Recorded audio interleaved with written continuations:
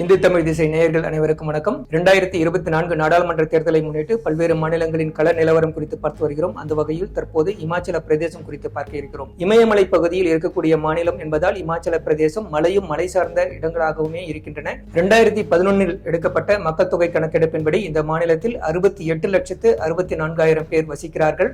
இமாச்சல பிரதேசத்தின் தலைநகராக கோடை காலத்தில் சிம்லாவும் குளிர்காலத்தில் தரம்சாலாவும் இருக்கின்றன. பிலாஸ்பூர், சம்பா, ஹமீர்பூர், கங்ரா, கின்னோர், ஷிம்லா, உனா என இமாச்சல பிரதேசத்தில் 12 மாவட்டங்கள் இருக்கின்றன. இமாச்சல பிரதேசத்தின் ஆட்சி மொழியாக ஹிந்தி இருக்கிறது. அதே நேரத்தில் கூடுதல் ஆட்சி மொழியாக சமஸ்கிருதம் இருக்கிறது. இமாச்சல பிரதேசத்தில் கல்வி அறிவு 82.80% இருக்கிறது. இதில் ஆண்களின் கல்வி அறிவு 89.53%, பெண்களின் கல்வி அறிவு 75.93% இருக்கிறது. இந்த மாநிலத்தில் 1000 ஆண்களுக்கு 972 பெண்கள் இருக்கிறார்கள். சம்பா, டல்ஹவுசி, பாட்டியாட், ஃபதேபூர், ஜாவாலி, தரம்சாலா, குல்லு, மணாலி என இந்த மாநிலத்தில் 68 சட்டமன்ற தொகுதிகள் இருக்கின்றன. இந்த மாநிலத்தில் கங்ரா, ஹமீர்பூர், மாண்டி, ஷிம்லா என 4 மக்களவை தொகுதிகள் இருக்கின்றன. இந்த மாநிலத்தில் 95.17% இந்துக்கள் வசிக்கிறார்கள். இஸ்லாமியர்கள் 2.18%, சீக்கியர்கள் 1.16%, புத்த மதத்தவர்கள் 1.15%, கிறிஸ்தவர்கள் 0.18% இருக்கிறார்கள். இமாச்சல பிரதேசத்தில் 28,54,945 ஆண் வாக்காளர்கள், 27,37,845 பெண் வாக்காளர்கள், 38 மூன்றாம் பாலின வாக்காளர்கள் என மொத்தம் 55,92,828 வாக்காளர்கள் இருக்கிறார்கள். கடந்த 2022 நடத்தப்பட்ட சட்டமன்ற தேர்தலின் போது 73.71% வாக்குகள் பதிவாகி இருந்தன. அதற்கு முன்பாக கடந்த 2019 நடத்தப்பட்ட மக்களவை தேர்தலில் 72.42% வாக்குகள் பதிவாகி இருக்கின்றன. அந்த வகையில் தேசிய சராசரியை விட இமாச்சல பிரதேசத்தில் வாக்களிப்பவர்களின் எண்ணிக்கை அதிகமாக இருக்கிறது. இமாச்சல பிரதேசத்தின் முதல்வராக காங்கிரஸ் கட்சியைச் சேர்ந்த சுக்விந்தர் சிங் சுக்கு இருக்கிறார். மாநிலத்தின் எதிர்க்கட்சி தலைவராக முன்னாள் முதல்வரும் பாஜகவின் மூத்த தலைவர்களில் ஒருவருமான ஜெயராம் தாக்கூர் இருக்கிறார். இந்த மாநிலத்தில் காங்கிரசும் பாஜகவும் மட்டுமே பிரதான கட்சிகளாக இருக்கின்றன. பகுஜன் சமாஜ் கட்சி, மார்க்சிஸ்ட் கம்யூனிஸ்ட் கட்சி ஆகியவை தேர்தல் களத்தில் இருந்தாலுமே கூட அவற்றிற்கு பெரிய அளவில் மக்கள் ஆதரவு கிடையாது. இந்த கட்சிகள் 1%, 2% என்ற அளவிலேயே வாக்கு வங்கியை வைத்திருக்கின்றன. இமாச்சல பிரதேசத்தில் 1985 முதல் காங்கிரசும் பாஜகவும் மட்டுமே மாறி மாறி ஆட்சி அமைத்து வருகின்றன.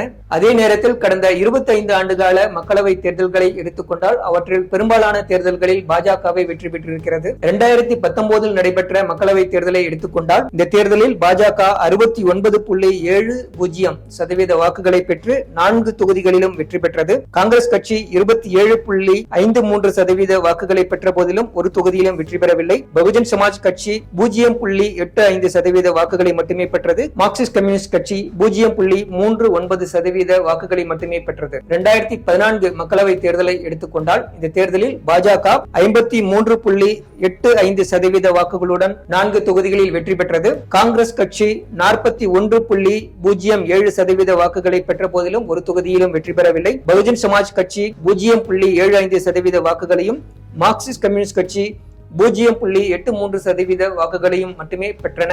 2009 மக்களவை தேர்தலை எடுத்துக்கொண்டால் இந்த தேர்தலில் பாஜக 49.58% வாக்குகளுடன் 3 தொகுதிகளில் வெற்றி பெற்றது. காங்கிரஸ் கட்சி 45.61% வாக்குகளுடன் ஒரு தொகுதியில் வெற்றி பெற்றிருக்கிறது. 2004 மக்களவை தேர்தலை எடுத்துக்கொண்டால் இந்த தேர்தலில் காங்கிரஸ் கட்சி 51.89% வாக்குகளுடன் 3 தொகுதிகளில் வெற்றி பெற்றிருக்கிறது. பாஜக 44.24% வாக்குகளுடன் ஒரு தொகுதியில் வெற்றி பெற்றிருக்கிறது. பகுஜன் சமாஜ் கட்சி 1.74% வாக்குகளை மட்டுமே பெற்றிருக்கிறது.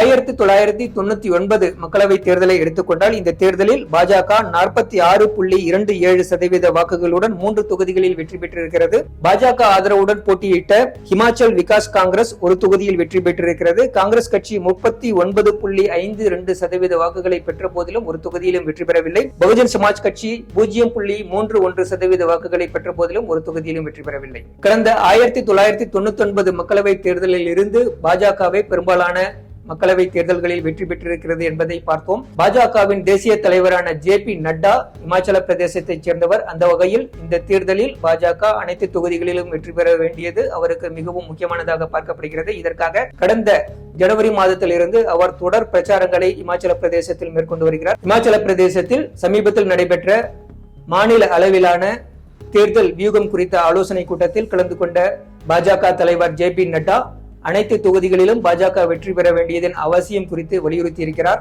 அதே நேரத்தில் மாநிலத்தின் முதல்வரான சுக்விந்தர் சிங் சுகு இந்த தேர்தலை மிகுந்த நம்பிக்கையுடன் எதிர்கொள்ள தயாராகி வருகிறார். கடந்த சட்டமன்ற தேர்தலில் காங்கிரஸ் கட்சி வெற்றி பெற்றதை அடுத்து அவருக்கு முதல்வர் பொறுப்பு வழங்கப்பட்டதால் தனக்கு இருக்கக்கூடிய செல்வாக்கை நிரூபிக்க வேண்டிய கட்டாயம் சுக்விந்தர் சிங் சுகுவுக்கு இருக்கிறது. எனவே தேர்தலை மனதில் கொண்டு பல்வேறு திட்டங்களை அவர் அறிவித்து வருகிறார். கடந்த 2022 சட்டமன்ற தேர்தலின் போது அளிக்கப்பட்ட பல்வேறு வாக்குறுதிகளை அவர் படிப்படியாக நிறைவேற்றி வருகிறார். குறிப்பாக பழைய ஓய்வூதிய திட்டம் அமல்படுத்தப்பட்டிருக்கிறது. அதே போல 18 வயதுக்கு மேற்பட்ட பெண்களுக்கு மாதந்தோறும் 1500 ரூபாய் வழங்குவதற்கான திட்டமும் தற்போது தொடங்கப்பட்டிருக்கிறது. விதவை பெண்களின் குழந்தைகளுக்கான உயர்கல்வி செலவை மாநில அரசே ஏற்கும் என்றும் முதல்வர் சுக்விந்தர் சிங் சுகு அறிவித்திருக்கிறார். ஊழல் குற்றச்சாட்டு இல்லாத ஆட்சியை அவர் நடத்தி வருவதாக ஒரு நற்பெயரும் அவருக்கு இருக்கிறது. இந்த மாதம் 17ஆம் தேதி தாக்கல் செய்யப்பட்ட இமாச்சல பிரதேசத்துக்கான பட்ஜெட்டில் விவசாயத்திற்கு அதிக முக்கியத்துவம் அளிக்கப்பட்டிருக்கிறது. பசும்பாலுக்கான கொள்முதல் விலை 38 ரூபாயிலிருந்து 45 ரூபாயாக உயர்த்தப்பட்டிருக்கிறது. அதேபோல் எருமைப்பாலுக்கான கொள்முதல் விலை 38 ரூபாயிலிருந்து 55 ரூபாயாக உயர்த்தப்பட்டிருக்கிறது. ஒவ்வொரு பஞ்சாயத்திலும் 10 விவசாயிகள் தேர்வு செய்யப்பட்டு அவர்களுக்கு இயற்கை விவசாயம் செய்வதற்கான தொழில்நுட்ப பயிற்சியை அளிப்பதற்கான திட்டமும் தற்போது தொடங்கப்பட்டிருக்கிறது. இமாச்சல பிரதேசத்தில் கடந்த ஆண்டு ஏற்பட்ட கடும் வெள்ளப்பெருக்கால் பாதிக்கப்பட்ட மக்களுக்கு உதவுவதற்காக இந்த பட்ஜெட்டில் 4500 கோடி ரூபாய் ஒதுக்கப்பட்டிருக்கிறது. அதே நேரத்தில் இந்த வெள்ளப்பெருக்கில் 400க்கும் மேற்பட்டோர் உயிரிழந்திருக்கிறார்கள். 13000க்கும் மேற்பட்ட வீடுகள் சேதமடைந்திருக்கின்றன. மக்களுக்கு 12000 கோடி ரூபாய் அளவில் இழப்பு ஏற்பட்டிருக்கிறது என்று கூறி வரும் பாஜக பாதிக்கப்பட்ட மக்களுக்கு போதிய உதவிகளை மாநில அரசு செய்யவில்லை என்று குற்றம் சாட்டியிருக்கிறது. அதோடு பல்வேறு தேர்தல் வாக்குறுதிகளை மாநில அரசு நிறைவேற்றவில்லை என்றும் பாஜக குற்றம் சாட்டி வருகிறது. குறிப்பாக காங்கிரஸ் ஆட்சிக்கு வந்தால் முதல் அமைச்சரவை கூட்டத்தில் 1 லட்சம் இளைஞர்களுக்கு வேலை வாய்ப்பு வழங்குவதற்கான உத்தரவு பிறப்பிக்கப்படும் என்ற வாக்குறுதி நிறைவேற்றப்படவில்லை என்றும் வீடுகளுக்கு மாதம் 300 யூனிட் இலவச மின்சாரம் வழங்கப்படும் என்ற வாக்குறுதியும் நிறைவேற்றப்படவில்லை என்றும் பாஜக குற்றம் சாட்டி வருகிறது. இமாச்சல பிரதேசத்தில் 7990 வாக்குச்சாவடிகள் இருக்கின்றன. இந்த அனைத்து வாக்குச்சாவடிகளிலும் வாட்ஸ்அப் குழுக்களை பாஜக ஏற்படுத்தி இருக்கிறது. இந்த வாட்ஸ்அப் குழுக்கள் மூலம் வாக்குச்சாவடி அளவில் மக்களோடு ஒரு இணைப்பை ஏற்படுத்துவதற்கான ஒரு முயற்சியை பாஜக மேற்கொண்டு வருகிறது. பாஜகவின் இது போன்ற தேர்தல் வியூகங்கள் அக்கட்சிக்கு வெற்றியை ஈட்டு தருமா அல்லது ஆட்சியில் இருக்கும் காங்கிரஸ் கட்சியின் செல்வாக்கு அக்கட்சிக்கு வெற்றியை ஈட்டு தருமா என்பது போக போக தெரியும். நன்றி, வணக்கம்.